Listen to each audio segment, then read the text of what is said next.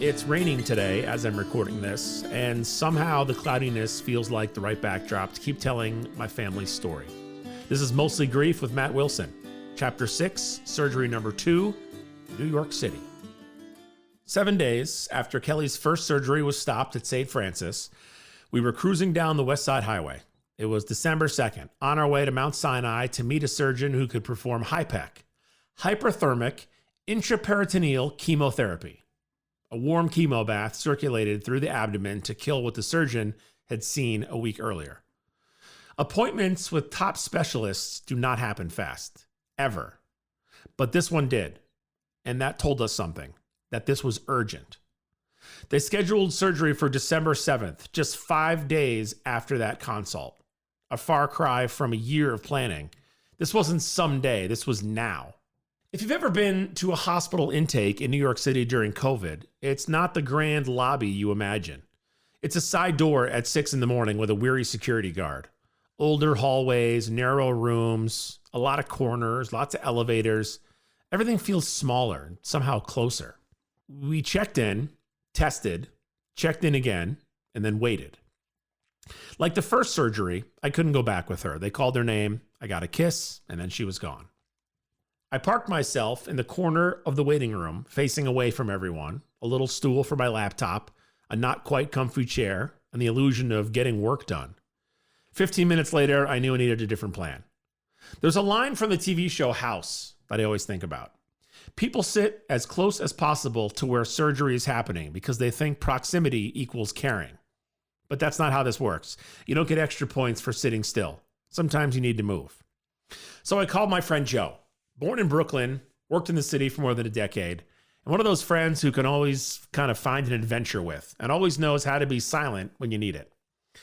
Because of COVID, he couldn't come upstairs, but he came down to the city to meet me. We met outside and we just started walking. Now, New York was eerie.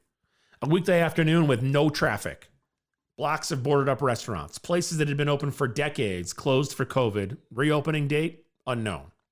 We tried the Soup Man. No good. No soup for you. We'd have to eat outside.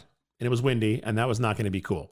So we kept walking west to east, block after block. Finally, a steakhouse, Bobby Van's, open and empty. Prime lunch hour, and not a single other table in the restaurant. Just us. So we ordered steaks and Brussels sprouts. I kept my phone in sight, volume cranked up. And I felt a little guilty. The kind of guilt where you imagine explaining later, like, oh, hey, well, you were having HIPEC surgery. I had a really nice lunch. But Kelly would have rolled her eyes and said, go eat, take care of yourself. After we ate, we wandered past Rockefeller Center, and there was no one, not a tourist, just a couple of security guards and a Christmas tree with no crowd. It was the least joyous Christmas in New York I've ever seen. Now, at some point earlier in the day, the hospital called, one of those routine updates that they do when she's officially in and they're getting started. And even though it was normal, after what happened the week before, my stomach dropped when the phone lit up. Nothing urgent, though, just a machine telling us the machine was moving. By late afternoon, we headed back. I made my way up to the waiting area, and Joe peeled off COVID rules, and he went home. I put a show on my laptop and kind of stared through it, though. You know, like when you have something on, but you're not really watching it. Then my phone rang. It was the surgeon. Everything had gone well. They also removed Kelly's spleen. It had some ascites on it. You know what the surgeon had seen a week earlier? The stuff that Kelly and I called cancer juice. So they saw it on the spleen and they removed it for good measure. They said I might be able to see her if she got to a room before 7 p.m. when visiting hours ended. So I waited and waited. 7 p.m. came, then 7:15 p.m. The receptionist went home. It was just me and a quiet floor. I finally grabbed someone in the hallway. They checked the computer and she was still downstairs. Come back at 10 tomorrow, they said. I'd been in the city since before sunrise, and I hadn't seen my wife all day. And then I drove home in the dark, exhausted. On the way home, the calls began. Parents, in-laws, sisters, friends, all were eagerly waiting to hear from me. It was the same route I take for the next couple of weeks, delivering updates from the front lines. It's a strange second job to pick up overnight, becoming the person who knows the most and the one who has to say it out loud repeatedly. We felt pretty good about Mount Sinai. We'd landed where we needed to be, but the speed of everything carried its own kind of alarm.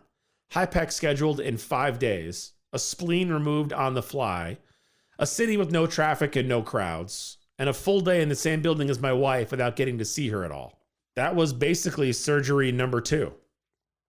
In the next chapter, I'll talk about Kelly's after-surgery care at Mount Sinai, what went right and what didn't, and what I wish we'd known. Thanks for listening to Mostly Grief. I'll see you in chapter 7.